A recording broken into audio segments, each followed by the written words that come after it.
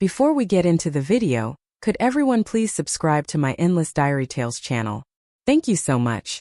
Reborn in 1978, the very first thing I did was hide my college admission letter. In my previous life, my fiancé, William Carter, had deceived me, telling me that I failed the entrance exam. When the educated youth were sent back to the countryside, a woman who couldn't get into college ended up marrying him instead. After that, I not only had to care for my paralyzed mother-in-law, but also struggled to raise two useless children. It wasn't until I was on the verge of death that I received a package from Sophie Allen. Inside were intimate photos of her and William. Only then did I realize the horrifying truth. William had let her impersonate me to enter college in my place. Now that I've been given another chance at life, I made a fake admission letter and slipped it into the envelope exactly as before. This time I want to see if those two end up in prison. Will their so-called love still last until death? Lena, are you listening to me? My mind went blank. My body swayed and I nearly fell. William quickly caught me and helped me sit down on the chair. It's that time of the month. You're probably anemic. I told you to rest at home. Why did you come out? Looking at the young, handsome man before me, I still felt a flicker of confusion. I've borrowed a bicycle, he said gently. You just rest. I'll go to the post office for you. Lena, drink some hot water. I'll be back soon. When I stayed silent, William turned to leave. I quickly reached out and grabbed his arm. He froze. Lena, what's wrong? Meeting his probing gaze, I took a deep breath, forcing down the hatred boiling inside me, and spoke in a calm voice. William, I'm fine. I already asked the team leader for leave. Go ahead with your work. I can go to the post office myself. Looking at the man who had grown up with me since childhood, I thought bitterly. If I hadn't lived through it all myself, I would never have believed he could deceive me like that. When he heard that I wanted to go on my own, panic flashed in William's eyes. Lena, look at you. You can barely stand and it's more than 12 miles to town. You don't even know how to ride a bike. Are you planning to walk all the way there? It was exactly the same as in my previous life. Using concern as an excuse, William had insisted on going in my place to fetch the letter. Back then I trusted him. I believed in our love and agreed without hesitation. But now, looking into those calculating eyes, I felt nothing but disgust. Though my heart was burning with anger, I forced myself to stay calm and lied smoothly. William, I already asked Nick Harris, the man at the end of the village. He's heading to town today, so I'll ride along on his cart. After saying that, I put on my jacket and hurried toward the door. But William quickly blocked my way. Lena, what's going on? Why are you suddenly so distant with me? In my previous life, William had come back looking dejected, telling me that both of us had failed the exam. I was heartbroken, but it never occurred to me to verify the results. He even comforted me in that gentle, sincere tone of his. Lena, even if you didn't get into college, I still want to marry you. In my heart, your worth isn't measured by some acceptance letter. At that time I was deeply moved, believing I had found a good man. But I had no idea it was all a lie. Behind those tender words, he secretly hid my real admission letter and let his lover, Sophie Allen, take my place at the university. Poor foolish me.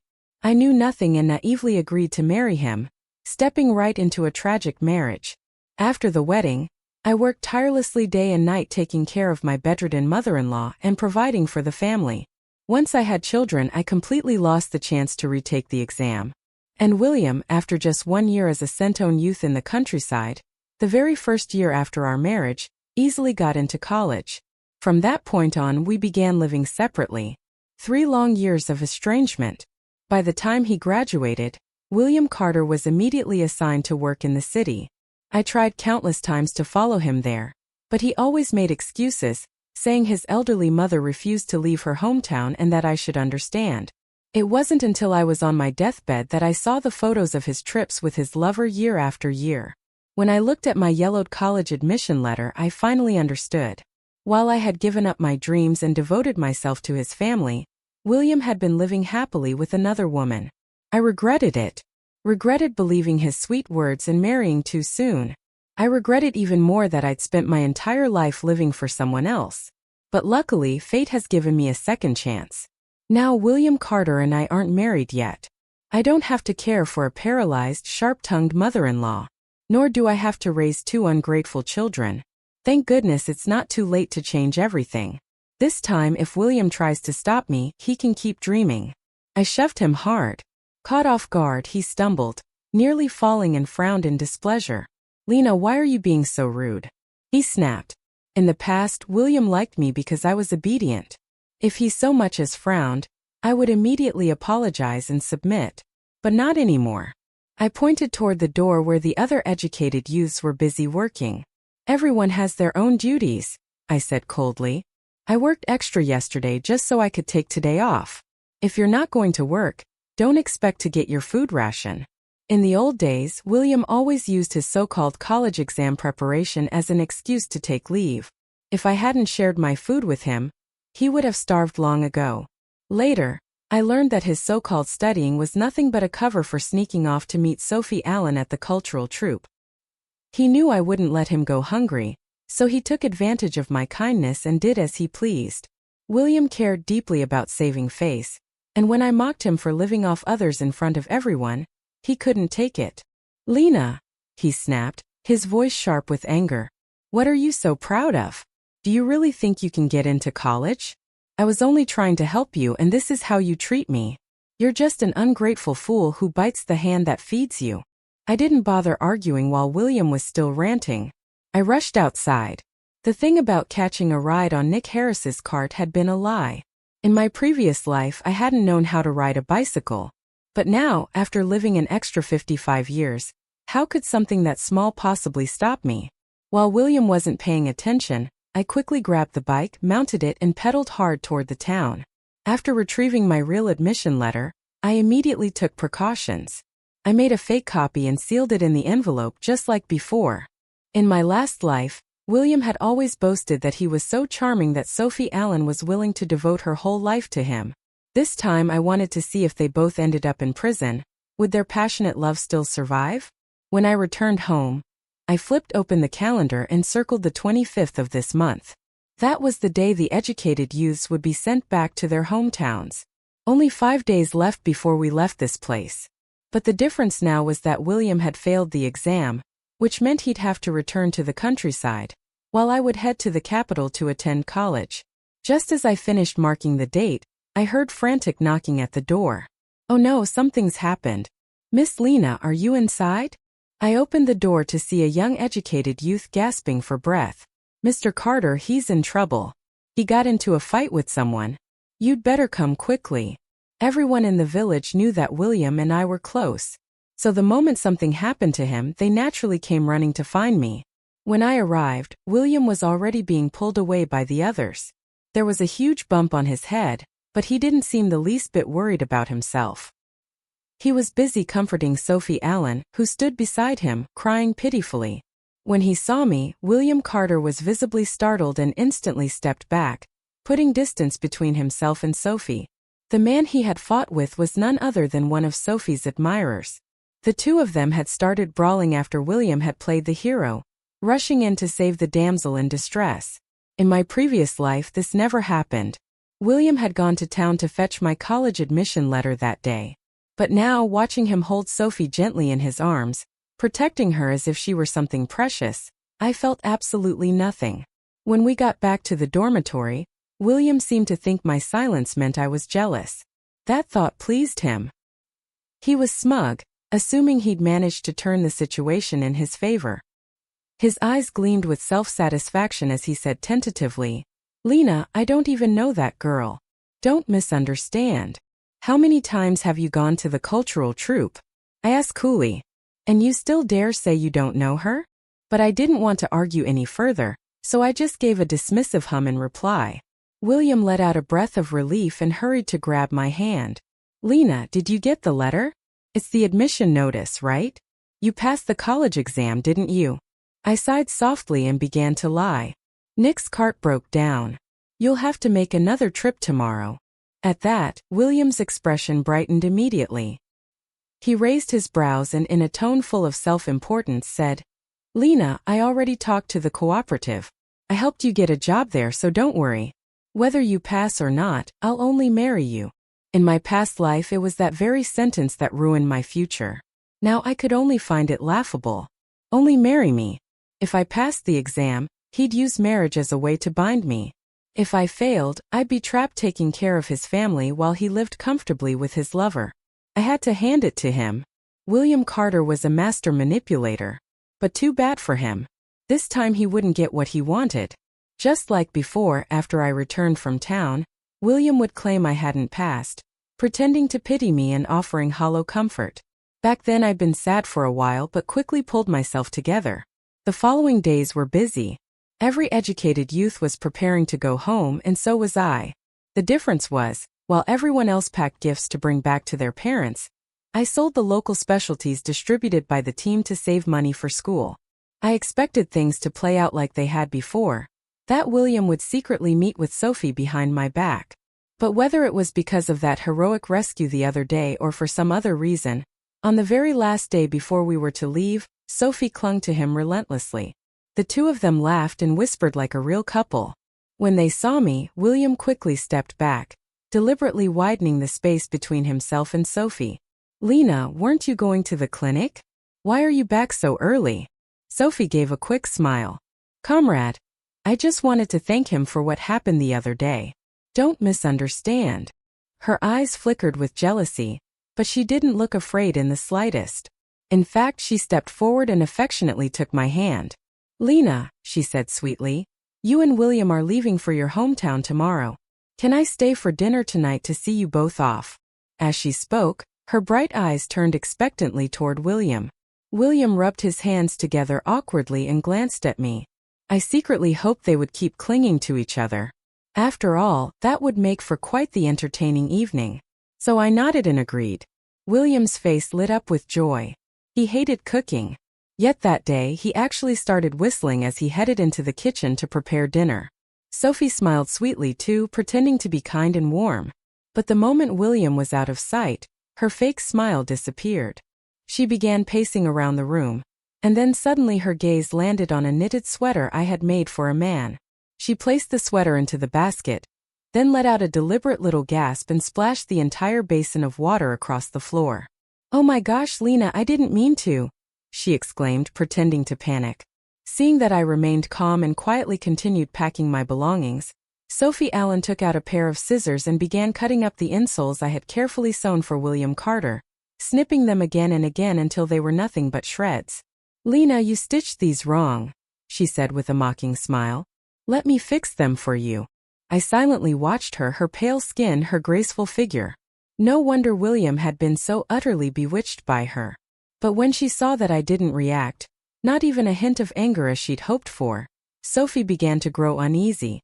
Dropping the act entirely, she shoved my packed suitcase to the floor. In an instant, all my neatly folded clothes scattered everywhere. The porcelain cup I'd wrapped up shattered into pieces. Sophie lifted her chin proudly, her expression full of provocation. "Lena, William is the team leader," she sneered. "And you? You're just a fatherless girl. What gives you the right to hold on to him?" 4 years during our time as educated youth sent to the countryside, William had always found ways to slack off and avoid work. I never imagined that someone so lazy could be treated like a prize. The thought made me laugh under my breath.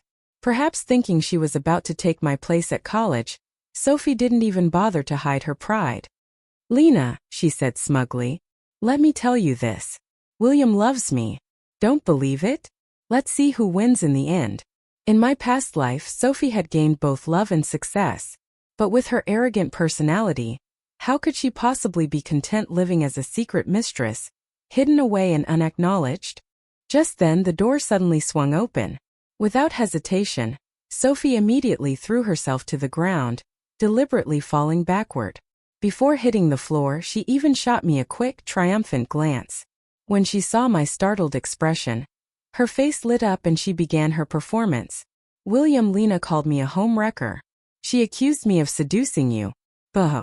I shouldn't have come here. It's all my fault. Please don't blame her." Sophie wailed pitifully for a long moment, but the person standing behind her said nothing. Confused, she turned to look, and the moment she saw who it was, her face drained of all color. The man at the door stood there with a thunderous expression, eyes burning with fury as he glared straight at her.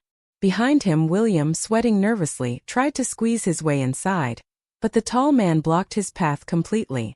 Sophie's face went pale, her tears freezing midstream, her voice trembled.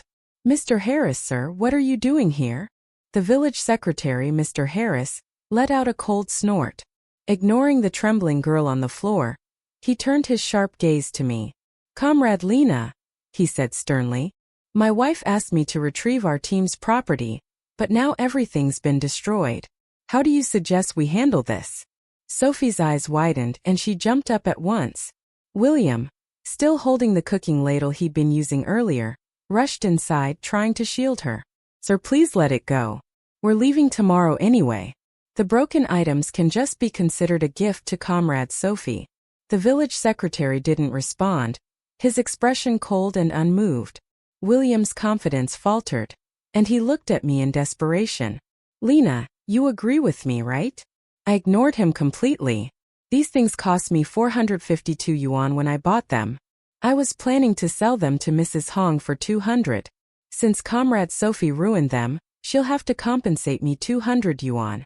Sophie shot to her feet, shouting, "You're extorting me. Those cheap things aren't worth that much." "They're not worth a lot," I said evenly, shrugging. "But right now I hold the upper hand. If you disagree, I'll report the incident to the production team and let them handle it publicly." Sophie blanched. Her entire body trembled. If the team found out, her reputation would be ruined. William stared at me wide-eyed as if he didn't recognize me anymore. "Lena," he stammered, "you used to be so kind. How can you be so petty over a little money?" I hurled my expense ledger straight at William Carter. "Every single thing in here, from the needles and thread to the wardrobe, was bought with the money I saved myself," I said coldly. "She destroyed my belongings, and I'm not allowed to demand justice. And you, what right do you have to decide anything for me when you haven't paid a single cent?" My reasoning was solid, and with the village secretary standing there as a witness, William had no way to argue. He clenched his jaw, lips trembling, but couldn't come up with a single word of defense. Sophie Allen, who clearly didn't have the money, turned to William for help, and because she was his lover, he had no choice but to empty his own savings.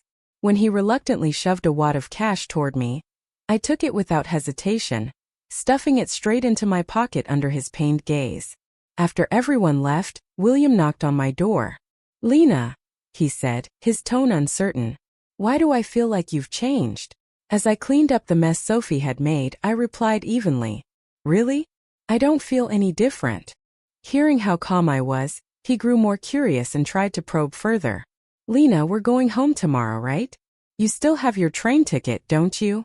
Faking unease, I pulled the ticket from my pocket and waved it in front of him. "Of course, right here. You're going straight home too, aren't you?" Seeing that I was still under control, his expression relaxed, and the irritation from earlier vanished completely. He let out a relieved sigh, a self-satisfied smirk spreading across his face. "Of course I'll go home," he said smoothly, "but I'll need to stop by Beijing first. My uncle's not well, so my parents told me to visit him." Beijing. So this time too, he was planning to personally escort Sophie to college, just like in my past life. I still pretended to care, reminding him softly, "Be careful on the road. Come back soon." Pleased that I still seemed worried about him, William left the room, whistling, clearly in high spirits. That night, as I lay in bed, I touched the college admission letter hidden beneath my clothes. My heart raced so fast I couldn't sleep. The next morning, when the train home departed, I got off early, just as I had planned, and transferred to another train heading straight for Beijing. Once I arrived, I found a small, cheap inn near the university to stay in temporarily. Everything was ready. All I had to do was wait for registration day. And just as I had expected, on the day of enrollment, I saw William and Sophie together, standing close, chatting and laughing like a couple. When William spotted me, his eyes widened in shock as big as saucers. "Lena, what are you doing here?" He hurried over, pulling me aside nervously. I jerked his hand off without hesitation and raised my voice so everyone could hear. "Of course, I'm here to attend college.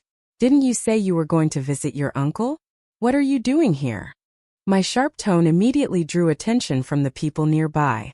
Sophie quickly pushed forward to explain. William passed the college exam and came here to enroll. What's so strange about that? Seeing people start to gather, Sophie panicked.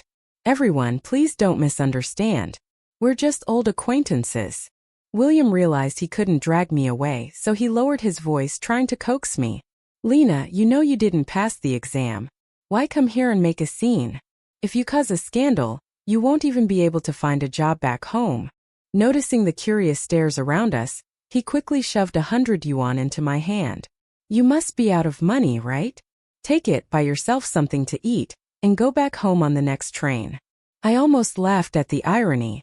It was the first time he'd been so generous since I'd forced him to compensate me 200 yuan. Without a word, I flung the money to the ground, not even sparing him a glance, and walked straight toward the registration desk. When he saw that I wasn't backing down, William's face darkened. He grabbed my arm tightly, his voice low and furious. Stop making a scene, William Carter hissed under his breath. I came here for something serious. He gripped my arm hard, so hard that I couldn't help letting out a small cry of pain. Seeing me freeze, he leaned in close, his voice dropping to a menacing whisper. If you behave and come home with me quietly, I'll forget this ever happened. I meant what I said. Once we're back, I'll marry you. I couldn't help it. I laughed. I laughed so hard I could barely stop myself. Even now, after everything, he was still trying to use marriage to manipulate me. But since he dared to lay hands on me, he was about to learn I wasn't the same helpless fool he once controlled. All the lies, the betrayal, the humiliation from my past life came flooding back in an instant. Without hesitation, I raised my hand and smack. A loud, sharp slap echoed through the courtyard, landing squarely across William's face. He stood frozen in disbelief, staring at me as if he couldn't comprehend what had just happened. What's going on here? A stern voice barked. It was the admissions officer, his tone cutting through the murmurs around us. Young lady, how dare you raise your hand like that? Don't you have any discipline?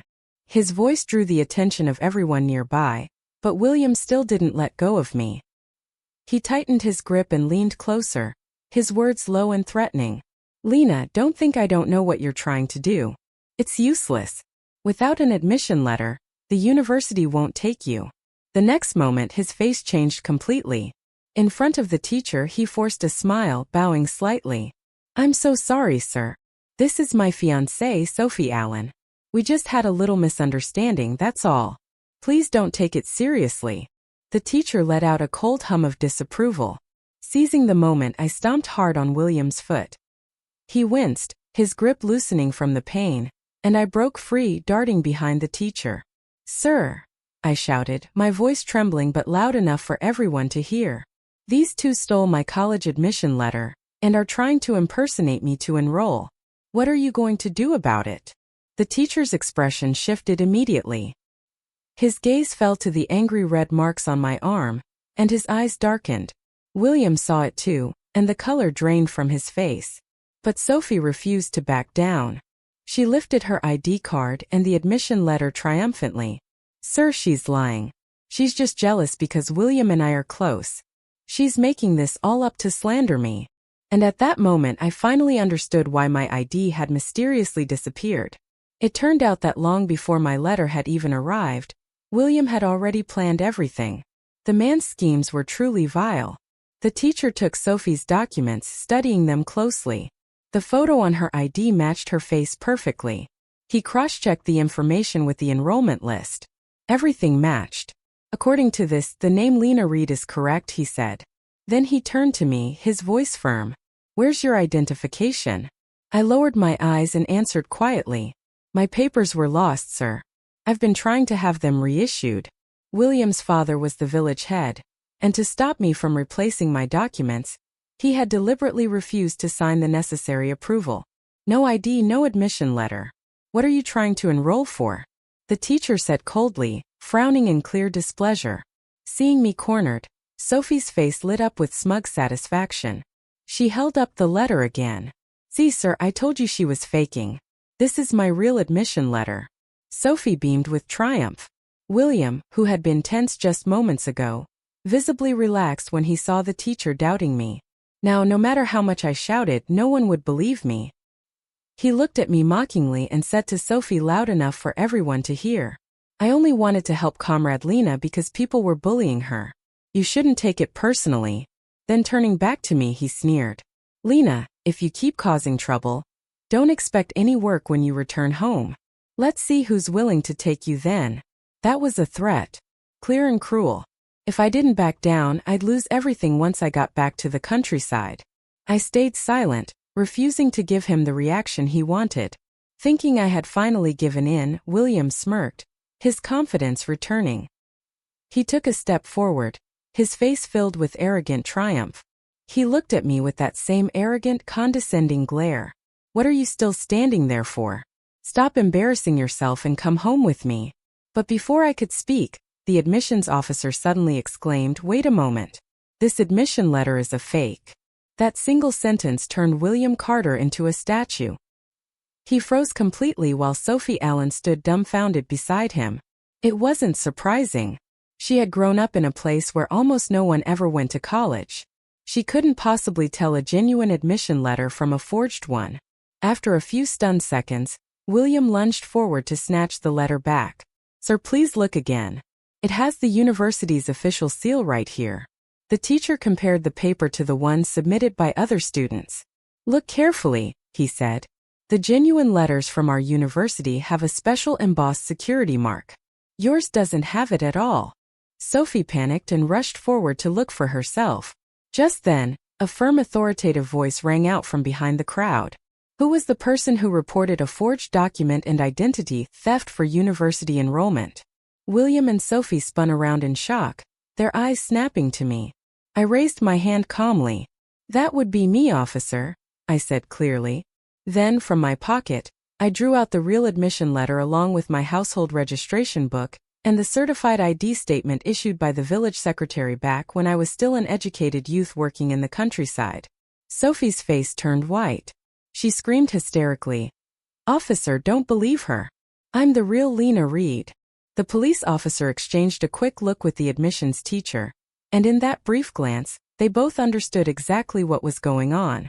This was a premeditated case of identity fraud.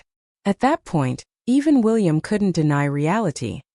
He looked at me, his eyes burning with rage, teeth clenched. Tell me, he snarled. Was this all your scheme? The sheer audacity of him almost made me laugh. The one who'd schemed and plotted was him. Yet he still dared to act like a victim, accusing me of betrayal. The officers moved forward quickly to take control of the situation. Realizing things were spiraling out of his control, William panicked. He struggled violently as they grabbed his arms. Comrades, you're mistaken. This is all a misunderstanding. I just wanted to speak privately with Comrade Sophie, that's all. But with his arms restrained, he couldn't move. Sweat dripped down his face as he looked at me with desperate, pleading eyes. Seeing her beloved in such distress, Sophie immediately threw herself toward him, crying out, "Don't worry, William. Your father's the village head. What can she possibly do to you? She wouldn't dare defy you." She emphasized, village head, as if that title alone carried divine power. Maybe in their small town it did, but out here in the capital that kind of authority meant nothing. Outside his little village, her powerful village head father was nobody. Here in the city, a single official could easily put him in his place. William, furious and humiliated, lashed out, kicking Sophie hard in the leg. "Shut up, you idiot. You still don't get it, do you?" he shouted. Then he turned back to me, his expression twisting with panic and despair. "Lena," he begged, voice trembling. "We've known each other for over 15 years. Please give me 2 minutes. I'm begging you." His hand shook violently. Tears streamed down his pale face. The anger and arrogance were gone. Only regret remained. He knew perfectly well that if this went any further, his life was finished. When he saw me hesitate, thinking I might actually listen, a spark of hope lit up in his eyes. He wrung his hands nervously, his voice shaking. "Lena, please. It was my fault. I was foolish. I lost my mind. I'll make it up to you. I'll pay you back. 1,000 yuan, all yours. Just please forgive me. You can still go to college," William Carter pleaded, his voice trembling. I stared at him coldly. He waited for me to nod, but the longer he waited, the more panicked he became. His hands clenched tightly, and his voice quivered even more as he stammered. Lena, we grew up together. We were childhood sweethearts. Are you really so heartless that you destroy my future? If I go to prison, my life is over. I'm begging you. I met his eyes, my tone ice cold. William Carter, you still have the nerve to talk about childhood sweethearts, about the future. You speak as if only your future matters. What about mine? Don't you know that getting into college can completely change a person's life? But you, because of Sophie Allen, you chose to betray me. You're nothing but a selfish, pathetic man who thinks with the wrong half of his body. And now you dare to beg me for forgiveness. In my past life, I had brought our 2 children to the capital to find him. They had never met a woman as gentle or refined as Sophie, and they adored her instantly, calling her Aunt Sophie with such sweetness it made my stomach turn. When we returned to the inn that night, they wouldn't stop comparing me to her. Mom, you're old and plain, they said. You don't know anything. You're nothing like Aunt Sophie. She's beautiful and educated. I had thought William would defend me. Instead, he just laughed and said lightly, they're kids. Let them say what they want. I stayed at the inn for only one night. The next morning, he urged me to leave. Lena, please go home. My mother can't do without you. Here's your train ticket. Go back. Okay. In my past life, I had been foolish enough to obey, to dedicate every ounce of my youth, 55 long years, to a man who wasn't worth a second of my time.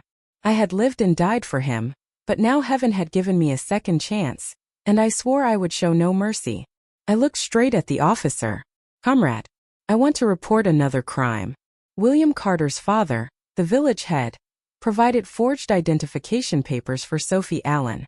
The country reinstated the national college entrance exams to build a more educated, civilized socialist society. But people like them exploited the system, cheating and deceiving for personal gain. I demand that they be punished severely. People like this are parasites that must be removed from society. My voice rang out clear and unwavering, each word firm and righteous. All the hope in William's eyes shattered instantly. His legs gave out, and he collapsed to the floor, trembling. The evidence was too clear. Hoping for leniency was pointless now. Head bowed, William admitted his guilt on the spot. Both he and Sophie were arrested that day. After they were taken away, I officially completed my university enrollment. When the dormitory assignments were announced, I used the 200 yuan I had gotten earlier to buy a blanket, a pillow, a toothbrush, and a towel. That was the moment my new life truly began. That night, lying in my narrow dorm bed, I couldn't sleep. In my previous life, I had once admired William deeply. I admired those who could go to college and change their fate. While I had married too early, had children too soon, and spent my entire life trapped in the endless grind of housework, poverty, and duty. But this time I had finally achieved what I once only dreamed of. I could study, gain knowledge, and see a wider world to live a completely different life. Knowing exactly how hard this opportunity was made me treasure it even more than anyone else could. Except for eating and sleeping, I spent all my time buried in books. I believed that from now on, William Carter and I would have nothing to do with each other ever again. But fate had other plans. On the day I was named outstanding student of the department, I received a letter from prison. It was from William. He wrote that he regretted everything, that being with Sophie had been a mistake, that if not for her, we wouldn't have ended up like this. He said he had been working hard to reform himself in prison, and though he knew he didn't deserve me, he wanted to try just once to make things right. I couldn't help but laugh. Even without Sophie Allen, there would have been another Laura Allen, Sarah Allen, whoever. William Carter would always find someone else to blame. He had spent his entire life pointing fingers at others, never once taking responsibility for himself. He finally had to admit that everything he was suffering now, every bit of it, was his own doing. After I graduated from college, I was assigned a stable government job. Outside of work, I kept studying, always hungry to learn more. The more I read, the more exhilarated I became. For the first time, I truly understood what it meant to feel free, to lose myself in the vast ocean of knowledge. 15 years later, I saw William Carter again. My husband was driving me back to my hometown to visit my parents. The moment our rare Santana car stopped at the entrance of the village, all eyes turned toward us in astonishment. William and Sophie Allen were no exception. William's skin was dark and weathered now, his hands rough and covered with calluses.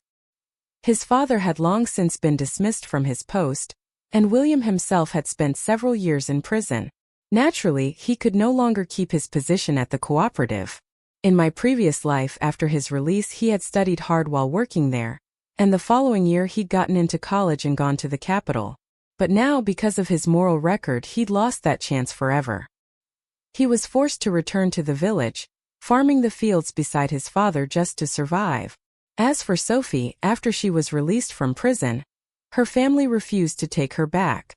Her reputation was so tarnished that no one would have her. With nowhere else to go, she ended up living with William again. So when I stepped out of the car in a stylish dress and polished black leather boots, both of them stood frozen in shock. In my last life, William had mocked me, called me an ugly, uneducated peasant woman. But now, seeing me beside my husband, a decorated military officer, he didn't even dare to meet my eyes, let alone greet me. Sophie's jealousy was plain on her face. She stared at me with pure venom. She had always been so sure she was prettier than me, but looking at the man beside her now, she seemed to lose control. She suddenly turned on William, shouting, "Why did I end up marrying a worthless man like you? I was born to be the wife of an official. It's your fault. All your fault for chasing after me back then." William snapped with a furious glare. He slapped her across the face. "Shut up. How dare you talk back to your husband? If it weren't for you, I would have married a college girl. Say another word and see what happens when we get home." My husband frowned and leaned close, whispering, "Do you know these two? They keep staring at you." I looked at William and Sophie with the same contempt they had once shown me. "Those two," I said softly, a faint smile tugging at my lips. "They're the ones who tried to steal my identity to get into college." At the words, "Steal my identity?" William's face went deathly pale. His head dropped even lower, his entire body trembling slightly. I no longer cared to look at him. Taking my husband's arm, I walked away, leaving them behind as we went to visit my parents. In my past life, I had given birth to 2 ungrateful sons. But in this one I chose differently. Following the family planning policy, I had only one daughter. People always said you should have sons so you'd have someone to rely on in old age. But to me, a child's character mattered far more than their gender. I taught my daughter to be humble, kind, and compassionate, but above all to be strong and independent. I told her never to let sweet words from any man confine her to the kitchen or clip her wings. Thankfully, she grew up to be everything I could have hoped for. Ambitious, brilliant, and full of life. Her future shone even brighter than mine ever did. In this life, I cut ties with the man who had dragged me down. I reclaimed everything that had once been stolen from me. And this time I truly lived my life to the fullest.